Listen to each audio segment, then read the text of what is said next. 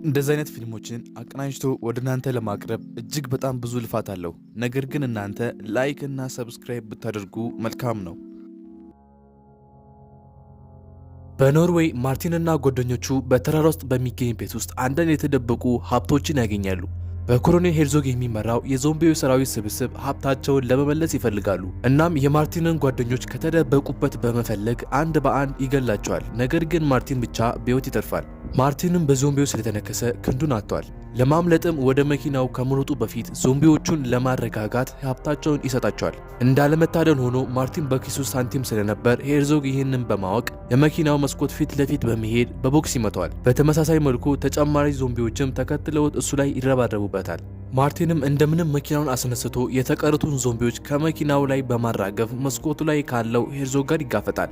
አንደኛውም ዞምቢ አንጀቱ በመኪናው መስታወት ላይ ተጣብቆ ስለነበር መኪናው በሚንቀሳቀስበት ጊዜ አንጀቱን ይጎትተዋል። ሄርዞግም ማርቲንን ለመግደል የተቻለውን በሙሉ ያደርጋል። በዛን ጊዜ አንድ የጭነት መኪና ይመጣና ሄርዞግን ጨፍልቆት ይሄዳል። በመጨረሻም ሁሉ ነገር ያበቃ መስሎት ድሉን ለማክበር ሳንቲሙን በመስኮት በኩል ይወረውረዋል። ይህ በእንዲህ እንዳለ የጭነት መኪና ሹፌር ከመኪናው በመውረድ የሄርዞግን አካል ይፈትሽና ሲፒአር ሊሰጠው ይሞክራል። ነገር ግን ሳይታሰብ ሄርዞግ የሹፌሩን ምላስ ይነክሰዋል። ሹፌሩም ተደናግጦ ወደኋላ በሚሄድበት ሰዓት ዞምቢዎቹም ተከትለውት ያጠቁታል። ሄርዞግም ከመሄዱ በፊት በጭነት መኪናው ላይ ያለውን የታልቪክ ፊሽ አርማን ይመለከታል። ይህም ትውስታን ወደ ኋላ ይመልሳል። ከደቂቃዎች በኋላ ማርቲን በሚያሽከረክርበት ጊዜ እንቅልፉ ሲመጣበት መኪናውን መቆጣጠር እንዳያቅተው በማሰብ ራዲዮኑን ይከፍታል። ቢሆንም የሚያዳምጠው ዶክመንተሪ ብቻ ነበር። እንቅልፉን መቆጣጠር ያቅተውና ይገለብጣል። ከተወሰነ ጊዜ በኋላ ማርቲን በሆስፒታል ውስጥ እጆቹ በካቴና ከአልጋው ጋር ታስሮ ይነቃል። እናም አንድ የፖሊስ አባል አጠገቡ ነበር። ፖሊሶቹም የዞምቢዎቹን ታሪክ አያምኑም። ለጓደኞቹ ሞትም እሱን ተጠያቂ አድርገውታል። ዶክተሩም ማርቲን አስቀድሞ እጆቹን ስላጣ ሌላ እጆችን አምጥተው እንደተኩለት ይነግሩታል። ነገር ግን ማርቲን የሄርዞግ ክንድ እንደሰጡት ሲያውቅ ይበልጥ ይደነግጣል። ሳይታሰብ እጆቹን በራሱ መንቀሳቀስ ይጀምሩና ፖሊሱን ገፍትሮ በመጣል ዶክተሩን ደግሞ ይገለዋል። ሁለተኛም የፖሊስ አባል ሊያስቆመው ወደ ውስጥ ሲገባ አንገቱን በመያዝ ጠረጴዛ ላይ ወርውሮ ይጥለዋል። ይቅርታም እየጠየቀው እሱ እንዳልሆነ ይነግራቸዋል። ይህ በእንዲህ እንዳለ አንድ በኖርዌይ ተራሮች አቅራቢያ የሚገኝ ቤት ውስጥ አንድ ሽማግሌ ጋዜጣውን እያነበበ ሳለ በድንገት አንድ ነገር ጋዜጣውን ይመተዋል። ቀጥሎም የባለቤቱን ጭንቅላት ይዞ ይመለከታል። በቅጽበትም ሄርዞግ በመምጣት መዶሻውን ተጠቅሞ ይገለዋል። ከዚያም አንድ የዞምቢዎች ሐኪም የማርቲንን የተቆረጠ እጅ ከሄርዞግ የተቆረጠው እጅ ጋር አንድ ላይ ያስተሳስራል። ምሽት ላይም የቀድሞ ዞምቢዎች ወደ ተቀበሩበት መቃብር በመሄድ ሄርዞግ ኃይሉን ይጠቀማል። ነገር ግን ምንም ነገር ሳይከሰት ይቀራል። ዶክተሩም እነዚህ አካላት በጣም ያረጁና ቀድሞውንም አቧራማ ስለመሆኑ ይናገራል። በዛን ጊዜ አንድ ቄስ ሄርዞግን ተመልክቶ በፍርሃት ወደ ኋላ በሚሮጥበት ሰዓት እግሩን ወለም ብሎት ይወድቃል። ሄርዞግም ይመለከተውና ተከትሎት በመሄድ ይገለውና ወደ ዞምቢነት ይቀይረዋል። በሆስፒታል ውስጥም ማርቲን ወደ ከተማው የሚመጡትን ዞምቢዎች በራእይ ከተመለከተ በኋላ ከእንቅልፉ ይነቃል። ሲነቃም እጆቹና እግሮቹ በአልጋው ላይ ታስሮ ይመለከታል። ለእርዳታም ሲጠራ ውጭ ያለው ፖሊስ ተኝቶ ስለነበር ሳይሰማው ይቀራል። በድንገትም ቦቢ የተባለ ልጅ ከአልጋው ፊት ለፊት ይመጣል። ቦቢም አሜሪካዊ ቱሪስት ሲሆን ወደ ሀገሩ ተመልሶ የዞምቢዎች ጦርነት እስኪመጣ ድረስ ለዓመታት ማሰልጠን ላይ ያለ የዞምቢ አዳኝ ቡድን ነው። ቦቢም የታሰረበትን ሲፈታለት ማርቲን በፍጥነት ከአልጋው በመውረድ የዞምቢው እጅ ቦቢን በመስኮት ወርውሮ ይጥለዋል። በጣም የደነገጠው ማርቲንም ወደ ውጭ ወጣና ሲፒአር ሊሰጠው ይሞክራል። ነገር ግን የዞምቢው እጅ በጣም ጠንካራ ስለነበር የቦቢን ደረት ጨፍልቆ ይገለዋል። በዛን ጊዜ ፖሊሱ ከእንቅልፉ ሲነቃ ማርቲንን ይመለከተዋል። ማርቲንም ሲሸሽ ፖሊሱም ከኋላው ይከተለዋል። የዞምቢው እጅም በእጁ መኪናውን በመያዝ ማርቲንን ያስቆመዋል። ከዚያም የመኪናውን ብረት ነቅሎ የፖሊሱ ጭንቅላት ላይ በመሰካት ይገለዋል። ቀጥሎም ሌላኛው የፖሊስ መኮንን ሲመጣ የተመለከተው ማርቲንም ለመሸሽ የመኪናውን መስኮት ሰብሮ መኪናውን ከመስረቅ ውጪ ሌላ ምርጫ አልነበረውም። ከትንሽ ቆይታ በኋላ ማርቲን የቦቢ ስልክ ሲጠራ በመኪና ውስጥ ይሰማል። ስልኩንም ሳይነሳው ዳንኤል ነበር። ዳንኤልም ቡድኑ ወደ ኖርዌይ እንደሚጓዙና እስከዚያው ድረስ ማርቲን ዞምቢዎቹ ምን እንደሚፈልጉ ማወቅ እንዳለበት ያሳውቀዋል። ንግግራቸውም ካለቀ በኋላ ዳንኤል ለጓደኞቹ ሞኒካና ብሌክ ስለ አዲሱ ተልዕኳቸው ይነግራቸዋል። ይህ ነገር እውነት ሊሆንና ላይሆን ይችላል በማለት ሞኒካና ብሌክ ጭቅጭቅ ውስጥ ይገባሉ። ያለ እቅድ ወደ ሌላ ሀገር የመጓዛቸው ነገር አደጋ ሊሆን እንደሚችል ያስባሉ። ነገር ግን ዳንኤል መላ ህይወታቸው ሲጠብቁ የነበረው ይህ መሆኑን በመጠቆም ያሳምናቸዋል። በማግስቱ ጠዋትም በፖሊስ ጣቢያ ስለ ማርቲን ማምለጥ ይሰማሉ። ከፍተኛ ደረጃ ላይ ያሉት ሁሉም ጣቢያዎች ተጨማሪ ሰዎችን እንዲያገኙና ትዕዛዝ እንዲጠብቁ ይፈልጋሉ። ነገር ግን ጉንጓ ለተጨማሪ ሰዎች በጀት ስለሌለው ቅሬታ ይቀርባል። እነ ዳንኤልም ወደ ኖርዌይ ይደርሱና ሱቁን ይጎበኛሉ። እናም እንደ መሳሪያ ሊጠቀሙባቸው የሚችሉትን መሳሪያዎች ይሰበስባሉ። በተመሳሳይ ማርቲን የሁለተኛውን የዓለም ጦርነት ሙዚየም ይጎበኛል። ነገር ግን መጀመሪያ በመኪና ውስጥ ያገኘውን ንጹህ ልብስ ይለብሳል። ቀጥሎም ወደ ህንፃው እየተራመደ ሳለ ከፊቱ አንድ ሰውን ያገኛል። በድንገትም የዞምቢው እጅ ሰውየውን ሊያጠቃው ይሞክራል። ሰውየውም በሁኔታው ግራ ሲጋባ ማርቲንም እንደምንም የዞምቢውን እጅ ያስቆመዋል። አንድ ጋዜጣም አንስቶ ሲመለከት የራሱ ምስል በጋዜጣው ላይ ይመለከታል። ወደ ሙዚየሙም ሲገባ እንግዳ ተቀባዩ ግሊን እሱም ጋዜጣ እያነበበ ነበርና በጋዜጣ ላይ የተመለከተው ማርቲን በአካል ሲመጣ ሲመለከት ይደነግጣል።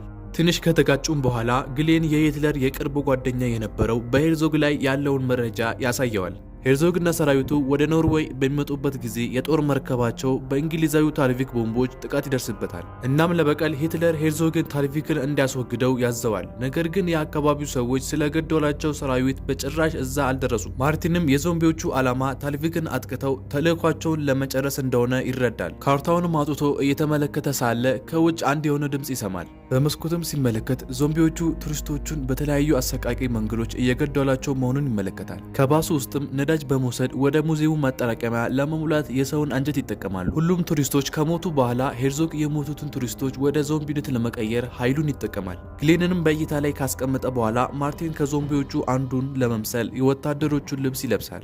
ዞምቢዎቹም ወደ ሙዚየሙ ከገቡ በኋላ የተለያዩ ዕቃዎችን መስረቅ ይጀምራሉ። አንደኛውም ዞምቢ ማርቲንና ግሌንን ይፈትሻቸዋል። ነገር ግን ምንም ሳያገኝባቸው ይቀራል። ወደ ውጭም ከወጡም በኋላ ማርቲን የአንደኛውን የቱሪስት ጭንቅላት የዞምቢውን እጅ በመጠቀም ይገላታል።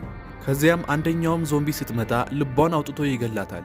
የሞተውንም አካል ለክብር ሲል አይኑን ይሸፍነዋል። ነገር ግን ወደ ዞምቢነት ተቀይሮ ነበርና ከኋላቸው መጥቶ ያስደነግጣቸዋል። ማርቲንም ደንግጦ መልሶ ይገለዋል። የሄርዞግ ኃይልም እንዳለው በመገንዘብ እጆቹን ፊቱ ላይ ካደረገው በኋላ ወደ ህይወት ይመልሰዋል። ዞምቢውም አያጠቃቸውም፣ ምክንያቱም በተፈጥሮ ኃይል ቁጥጥር ስር ስለነበር። በድንገትም አንድ መጥረቢያ በፍጥነት ተወርውሮ የዞምቢው ጭንቅላት መጥቶ ይገለዋል። ማርቲንም ቡድኑ እዛ መድረሱን ይመለከታል። ዳንኤልም ዞምቢውን ስለገደለ በጣም ከመደሰቱ የተነሳ ከዞምቢው ጋር ፎቶ እንዲያነሱት ያደርጋል። ቀጥሎም ዳንኤል የቦቢን ስልክ በመጠቀም ማርቲንን እንዳገኘው ይናገራል። የራሳቸውንም ሰራዊት መፍጠር እንዳለባቸው ያሳውቃቸዋል። ስለ ሶቪየት ጦር ሰራዊት አባል የሆነው ሌተናል ስታቫሪን ስለ ቡድኑ ይነግራቸዋል። እሱና ወታደሮቹ በጦር ወቅት ጊዜ በሄርዞግ ተገለው እዚህ እንደተቀበሩ እንረዳለን። ይህ በእንዲህ እንዳለ ዞምቢዎቹ ታንኩን ከሙዚየሙ ወስደው ጫካውን እያለፉ በጫካ ውስጥ ያሉትን ዛፎች ጨምሮ ሁሉንም ይሰባብራሉ። ብዙም ሳይቆይ ወደ መንደሩ ከደረሱ በኋላ በጓሮ ውስጥ እየተጫወቱ ያሉትን ልጆች ጨፍልቀው ወደ ቤቱ ዘልቀው በመግባት እዚያ ያሉትን ሰዎች በሙሉ መግደል ይጀምራሉ። አንዲትንም ሴት ለሁለት በመያዝ በመስኮቱ ወርውሮ ይጥላታል። ከዚያም ሄርዞግ በታንኩ ጨፍልቆ ይገላታል። አንዲትም ሴት በዊልቸር ላይ ያለችውን እናቷን ለማዳን ትሮጣለች። አንዳንዶቹንም በአጥሩ ላይ እየሰኩ ይገላቸዋል። ሁለት እናቶችም በመሸሽ ላይ ሳሉ ፈንጂው ይፈነዳና ይሞታሉ።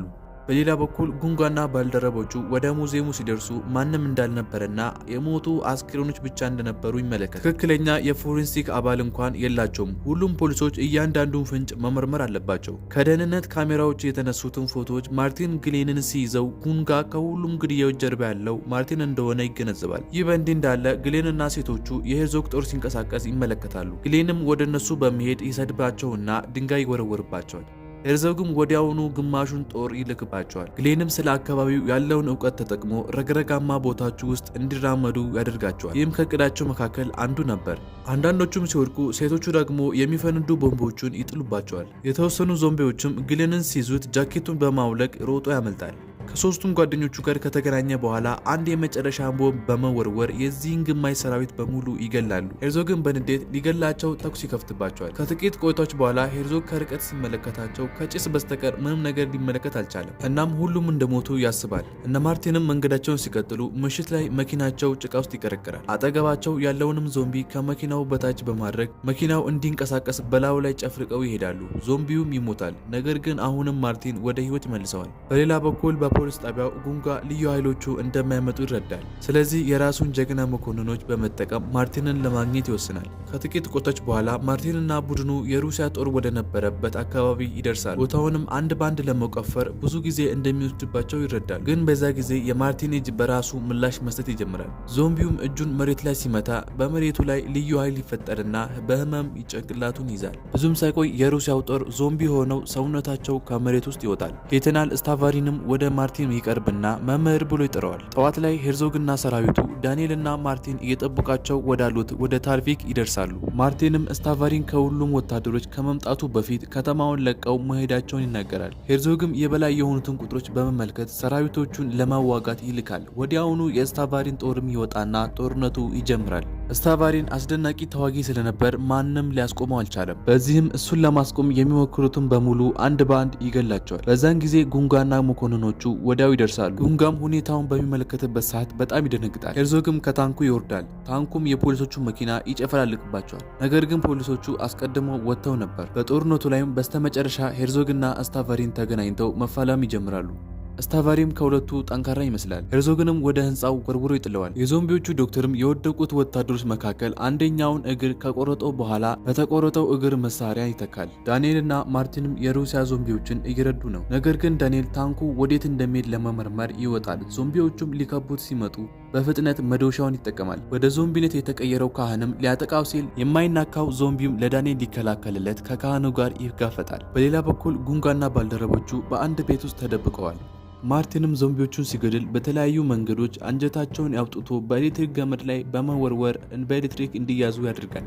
አንደኛውም ዞምቢ ሊያጠቃው እየሮጠ ሲመጣ ግሌንና ሴቶቹ በመምጣት በአካፋ ቀጥቅጠው ይገሉታል። ከጥቂት ተጨማሪ ቡጦች በኋላ ስታቫሪን ሄርዞግን ሊገድለው ሲል አንደኛው የዞምቢ ወታደር ከኋላው በመምጣት በመጥረቢያ ጀርባውን ሲወጋው፣ ከዚያም ሄርዞግ ሌላ መጥረቢያ አንስቶ የስታቫሪንን ጭንቅላት ቀጥቅጦ ይገለዋል። ሞኒካም የሩሲያኖቹ የዞምቢ ጦር እየተሸነፈ ስለሆነ ትኩረታቸውን ሄርዞግን በመግደል ላይ ማተኮር እንዳለባቸው ትነግራቸዋለች። ማርቲንም በፍጥነት ሄርዞግን ይዞት ከግድግዳው ጋር ያጋጨዋል።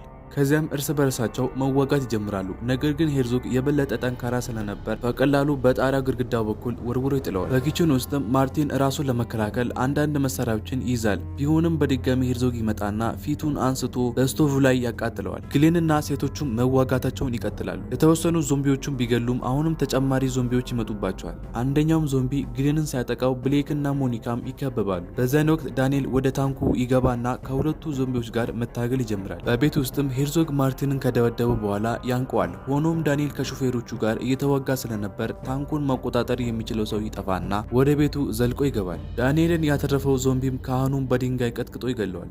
በታንኩ ላይ ማርቲንና ሄርዞግ መዋጋታቸውን ይቀጥሉና በዚህ ጊዜ ማርቲን የበላይነት ይወስድና ሄርዞግን መምታት ይጀምራል። ነገር ግን በሚያሳዝን ሁኔታ ዳንኤል ታንኩን በሚያቆምበት ሰዓት ማርቲን በኃይለኛ መኪናው ላይ ይወድቃል። ሄርዞግም ማርቲንን ለመግደል ይዘጋጃል። ነገር ግን ሄርዞግ በመድፉ ጫፍ ላይ ስለነበር መድፉ ሲተኮስ ትከሻውን መጥቶ ይገለዋል። በዚያን ጊዜ ሁሉም ዞምቢዎች ኃይላቸውን በማጣት ልክ እንደ መደበኛ አካል መሬት ላይ ይወድቃሉ። ሁሉም ነገር ያበቃ ይመስላል። ከዚያም ማርቲን እነ ዳንኤልን ይሰናበታቸዋል። ጉንጋና ባልደረቦቹም ወጥተው እነዚህን ሁሉ ነገር እንዴት ማብራራት እንዳለባቸው ግራ ይገባቸዋል። ከተወሰነ ጊዜ በኋላ ማርቲን ወደ መቃብር ስፍራ ይደርስና የሞተችውን የሴት ጓደኛውን መቃብር ቆፍሮ በማውጣት እንደገና ወደ ህይወት እንድትመለስ ኃይሉን ይጠቀማል። በሌላ በኩልም የዞምቢዎቹ ዶክተር የሄርዞግን ጭንቅላት በማንሳት ሄርዞግ አይኖቹን ሲከፍት እያስመለከተን ፊልሙ እዚህ ጋር ያበቃል። እንደዚህ አይነት አስገራሚና ድንቅ ፊልሞች ሲለቀቁ በፍጥነት ወደ እናንተ ጋር እንዲደርስ ቪዲዮ ላይክ፣ ቻናሉን ደግሞ ሰብስክራይብ፣ ከዛን የደወል በተናን በመጫን እንደዚህ አይነት ቪዲዮዎች ሲለቀቁ በኖቲፊኬሽን ወደ እናንተ ይደርሳል። እስከ መጨረሻው ከተከታተላችሁን ከልብ እናመሰግናለን።